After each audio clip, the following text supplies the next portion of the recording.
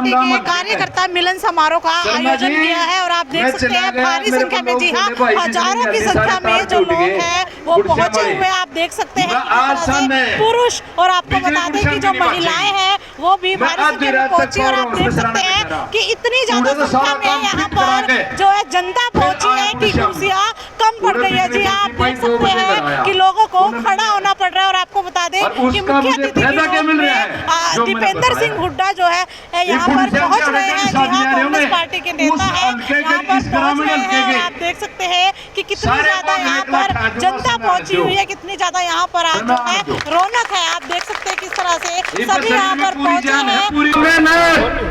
जो मेहनत चौधरी दीपेंद्र सिंह हुड्डा ने इन नौजवानों को के दर्द को देख के, गरीब की गरीबी को देख के, मां बहन की सुरक्षा को देख के जो पीड़ा इनको हो रही है, ये भाइयों कहते हैं ना, ये आदमी तकलीफ में रहे, सारी तकलीफ में इलेक्शन लिया रहा राज्य से बगा सांसद।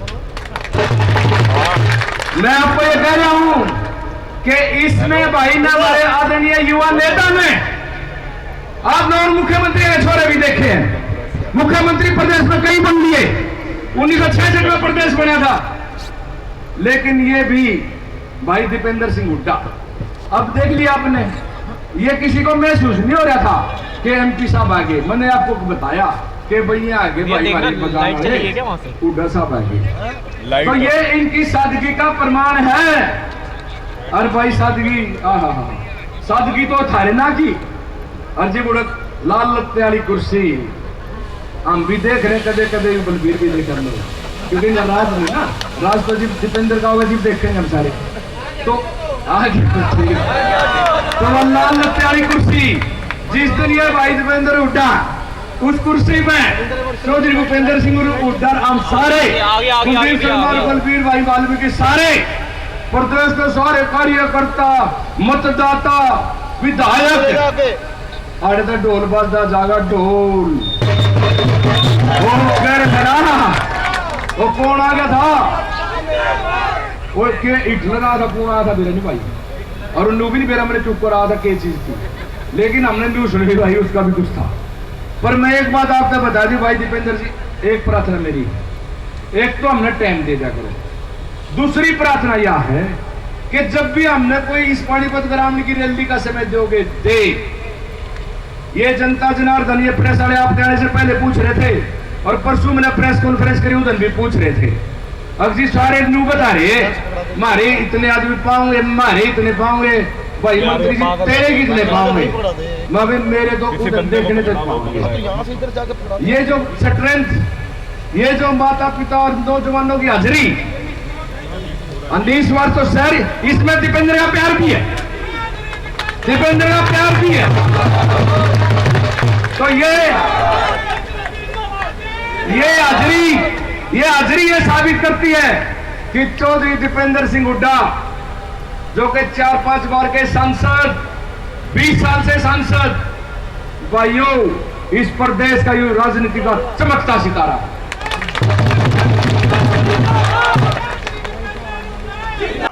कि पिछले 9.5 साल से जिस प्रकार से हरियाणा की जनता का शोषण हो रहा है, जिस प्रकार से संविधान की घोर अवहेलना हो रही है, ये कह सकते हैं कि पिछले 9 साल का समय अगर एक शब्द में परिभाषित करा जाए तो कह सकते हैं कि हमारे साथ विश्वासघात हो रहा है। मैं आपके समक्ष खड़ा होके आपके और आपके दिलों की धड़कन दीपेंद्र सिंह हुड्डा जी के बीच में आके समय व्यतीत नहीं करूंगा।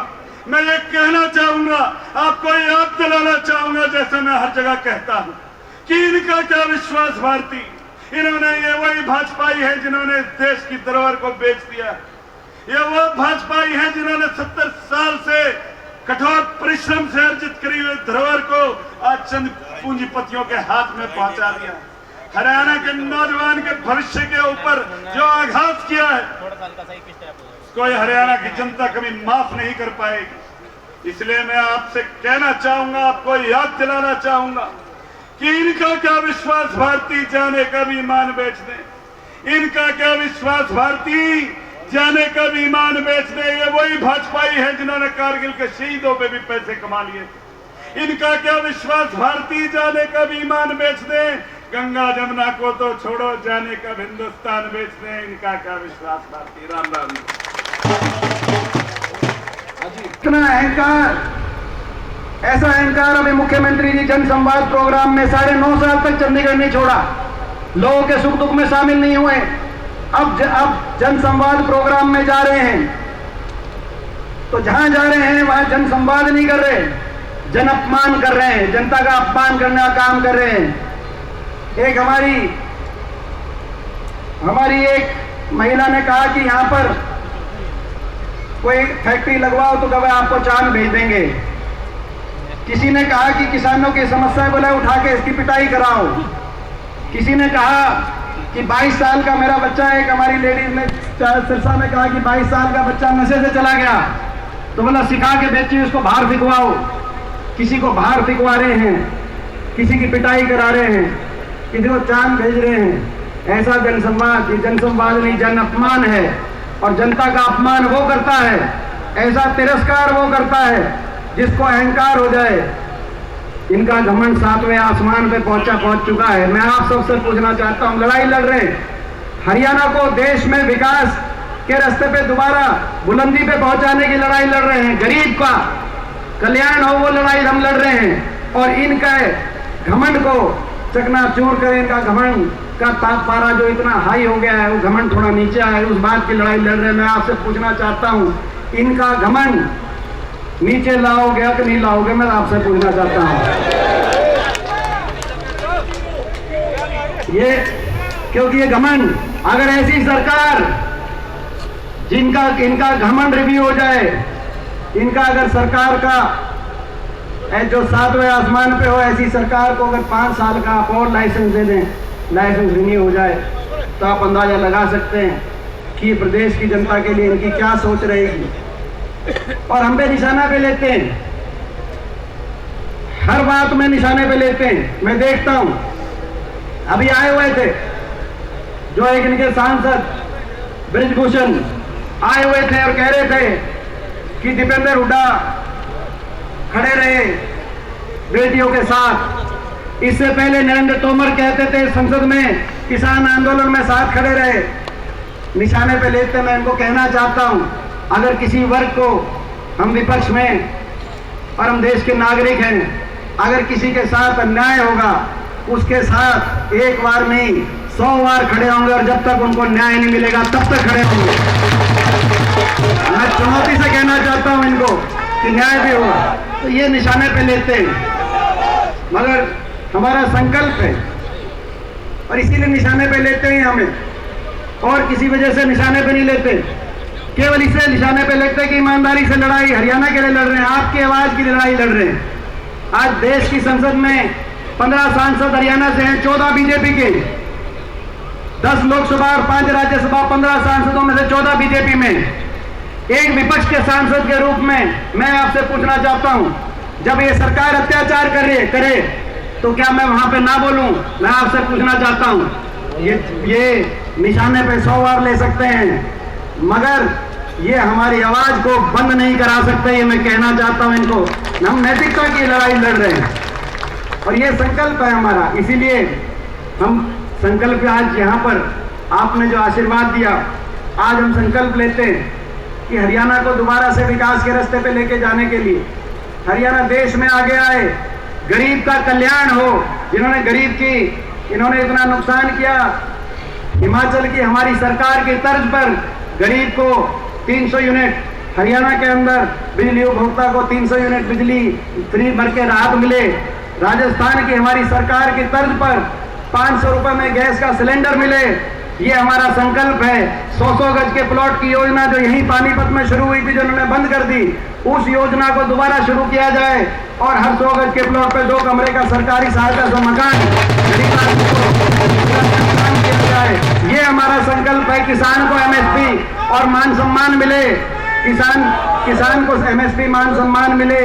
हमारे देश के खिलाड़ियों को दोबारा से वही सम्मान और वही पहचान मिले। हमें यूं अपमानित ना होना पड़े, हमें मान सम्मान उसी रूप से मिले। ये हमारा संकल्प। और हरियाणा देश की राजधानी के 3 तरफ बसा हुआ हरियाणा, देश में के विकास के मामले में देश में एक उदाहरण बने, देश में सबसे विकसित राज्य बने, हरियाणा के नौजवान को यूं पलायन ना करना पड़े, हरियाणा को उनके नौजवान को उसके घर में यहाँ पर अच्छा काम मिले, उसको यहाँ, ये हमारे संकल्प हैं। आप सबसे पूछना चाहता हूँ, इस संकल्पों में आपका साथ और आपका आशीर्वाद है तो एक बार हाथ खड़ा करके आपका साथ।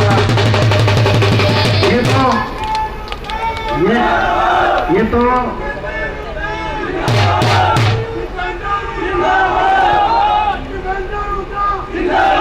और ये मैं कहना चाहता हूँ, ये आपने आशीर्वाद दिया। जहां तक पानीपत, जहां तक मैं बस मैं ये कहना चाहता हूँ कि लड़ाई में हम सब मिलजुल के, इस लड़ाई में हर व्यक्ति की जरूरत है। हमें छत्तीस बिरादरी का हर व्यक्ति मिलजुल के इस लड़ाई में जब चलेंगे तो हमारी जीत निश्चित है। और मैं ये भी साथ में कहना चाहता हूँ, जहाँ तक पानीपत की बात है, अभी कह रहे थे बिल्लू भाई साहब कह रहे थे कि पानीपत में इस बार, पिछली बार 2 सीट आई थी, इस बार 4 सीट पानीपत में। मुझे पूरा विश्वास है, जो मैं देख रहा हूँ पानीपत में, जो है हमने यहाँ पर भारत जोड़ो यात्रा में रिकॉर्ड सर्दी, वो सबसे ठंडा दिन था, उस दिन घाम भी नहीं निकली, लेकिन उस दिन बीजेपी वालों की घाम निकल गई थी।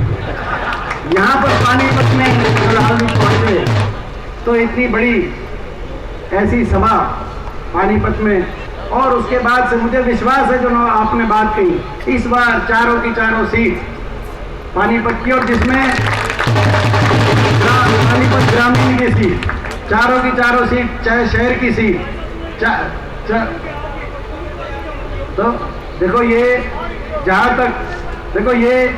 तक वो हुड्डा साहब कह चुके हैं कि भाई बिल्कुल वो जो है निष्पक्षता से, जन भावना के अनुसार सर्वे करा के, वो आज का फैसले का विषय नहीं, लेकिन पूरा सर्वे कराकर जो हुड्डा साहब ने जो बयान बारी बारी वो देते हैं, उस आधार पे हर सीट पे हरियाणा में जो है। और मगर भाई पानीपत की चारों सीट, देखो भाई मैं आप सबसे पूछना चाहता हूँ, भाई चारों सीट पानीपत की जो इन्होंने कहा है, वो चारों की चारों सीट इस बार, बताओ भाई पानीपत में कोई कसर तो नहीं रहेगी। बहुत बहुत धन्यवाद, जय हिंद, जय राम।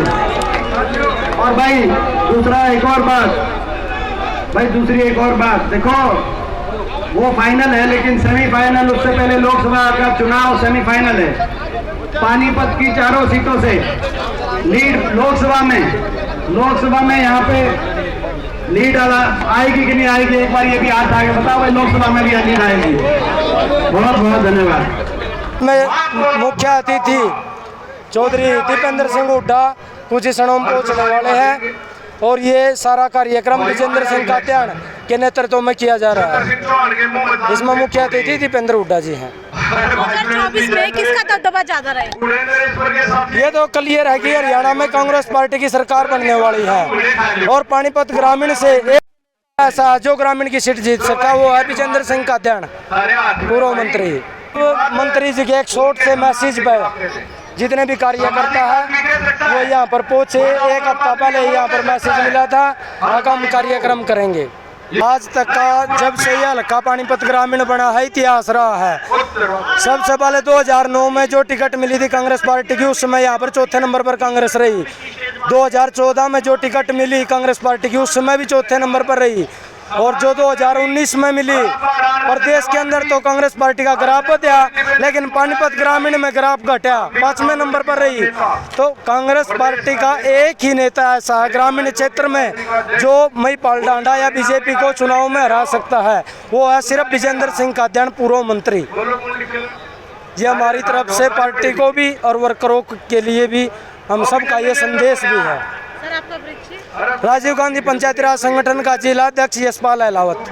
है कि हजारों की संख्या में यहाँ पर जो कार्यकर्ता है पहुँचे हैं, लोग यहाँ पर पहुँचे हैं, और उनका यही कहना है कि जो बीजेपी का सुपड़ा साफ होने वाला है यहाँ से, और अब जो है कांग्रेस पार्टी जो है परचम लहराएगी। कहीं ना कहीं 2024 में कांग्रेस पार्टी का जो है वो दबदबा रहेगा। और किस तरह से आप देख सकते हैं, इसके साथ वीडियो को शेयर जरूर करते रहिए, साझा जरूर करते रहिए। और हम आपको लाइव तस्वीरें दिखा रहे थे पानीपत से। इसी के साथ जय हिंद।